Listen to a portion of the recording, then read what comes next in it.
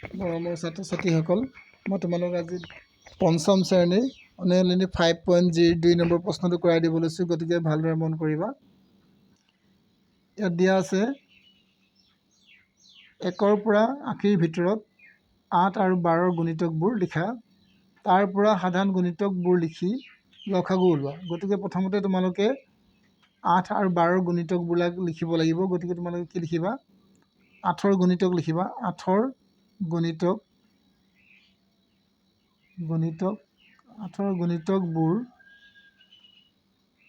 গুণিতকবোৰ হ'ল কি লিখিবা? প্ৰথমতে লিখিবা 8। 8ৰ পিছত লিখিবা 8 2 গুণ 16, 8 3 গুণ 24, 8 4 গুণ 32, পূৰ্ণ এটা মাতি যাবা, 8 5 গুণ 40, 8 6 গুণ 48, 48 মানে 48 48কে 8 8কে বঢ়াই যাবা, 8 6 গুণ 48, 8 7 গুণ 56, 8 8 8 গুণ 56, 8 8 গুণ 64, 8 9 গুণ 72, 8 10 গুণ 80। 80ৰ ভিতৰত লিখিব গৈছে, গতিকে তোমালোকে 80টো লিখিব নোৱাৰিবা, 8 10 গুণ 80 লিখিব নোৱাৰিবা। ইয়াৰ পিছত তোমালোকে 12ৰ গুণিতক লিখিবা। 12ৰ গুণিতক কোনবিলাক হ'ব? 12ৰ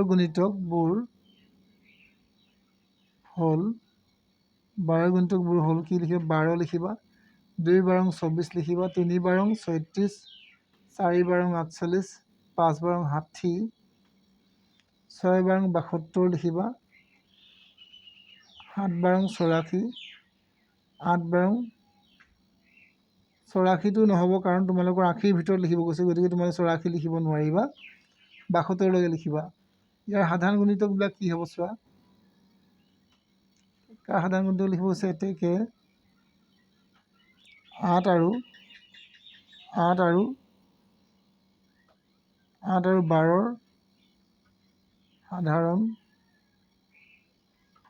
সাধাৰণ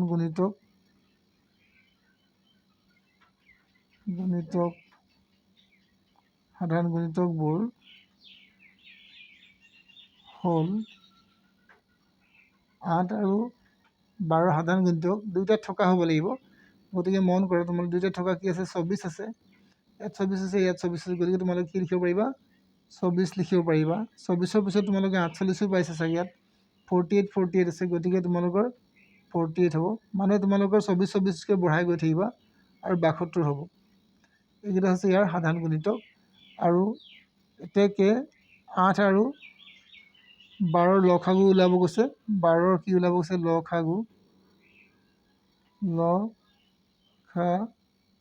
উলিয়াব গৈছে। মনত ৰাখিবা, 8 আৰু 12ৰ লসাগু কি হ'ব? ইয়াৰ সাধাৰণ গুণিতক আটাইতকৈ সৰু সংখ্যাটো হৈছে ইয়াৰ লসাগু হ'ব। গতিকে তোমালোকে ইয়াত কি লিখিব পাৰিবা?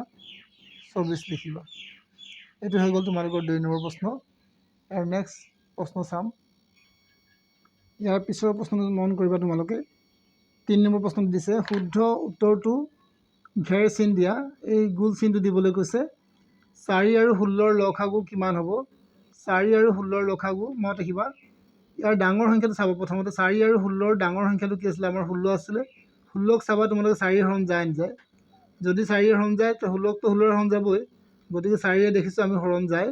গতিকে আমি যদি এই সংখ্যাটো যদি হৰণ কৰিব পৰা যায়, 16টোৱে হৈছে ইয়াৰ লসাগু হ'ব। গতিকে তোমালোকৰ উত্তৰ লসাগু কি লিখিব লাগিব? 16টো লিখিবা। কোনটো শুদ্ধ উত্তৰ হ'ব তোমালোকৰ?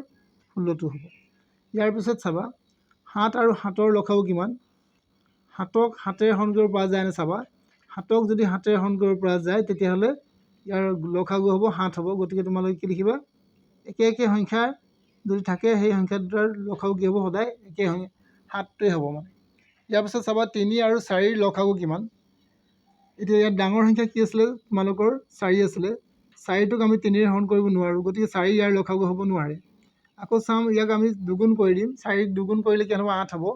সেই 8টোকো আমি 3ৰে হৰণ কৰিব নোৱাৰোঁ, গতিকে 3ও ইয়াৰ লসাগু হ'ব নোৱাৰে। আকৌ চাম, আমি ইয়াক যদি 3 গুণ কৰি দিওঁ, 3 গুণ কৰিলে কি হ'ব? 3 4 গুণ 12 হ'ব। সেই 3টোক 3ৰে আমি 12টোক হৰণ কৰিব পাৰোঁ, গতিকে ইয়াৰ লসাগু তোমালোকে কি লিখিব পাৰিবা? 12 লিখিব পাৰিবা। ইয়াৰ পিছত তোমালোকৰ D নম্বৰ প্ৰশ্ন চাবা। 5 15 আৰু 20ৰ লসাগু উলিয়াব গৈছে। গতিকে আটাইতকৈ ডাঙৰ সংখ্যা কোনটো আছে তোমালোকে চাবা। ডাঙৰ সংখ্যা 20 আছে। 20ক আমি 5ৰে হৰণ কৰিব পৰা যায়, কিন্তু 15ৰে হৰণ কৰিব নোৱাৰি। গতিকে 20টো ইয়াৰ লসাগু নহয়। তাৰপিছত চাবা তোমালোক 20ক আৰু দুগুণ কৰি দিয়া, দুগুণ কৰিলে 40 হ'ব।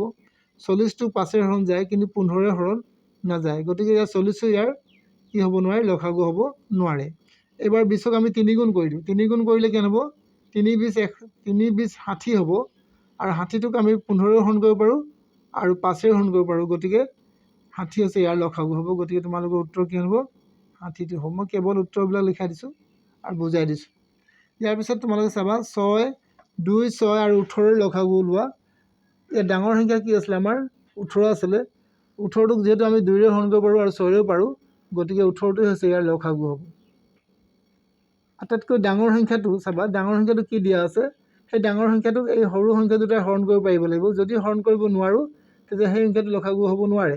তেতিয়া ইয়াৰ লগত আৰু এটা 2 দুগুণ কৰি ল'ব লাগে সাধাৰণতে। এতিয়া তোমালোকক কি হ'ব, 18টো যিহেতু 2ৰে হৰণ যায় আৰু 6ৰে হৰণ যায়, গতিকে ইয়াৰ লসাগু হ'ব কিমান, 18। ইয়াৰ পিছৰ ভিডিঅ'ত মই তোমালোকক বাকী 4 নম্বৰ প্ৰশ্নবিলাক কৰাই দিবলৈ চেষ্টা কৰিম। আৰু আজিলৈ মই তোমালোক ইমানতে সামৰণি মাৰিছোঁ। নেক্সট ভিডিঅ'ত আকৌ লগ পাম।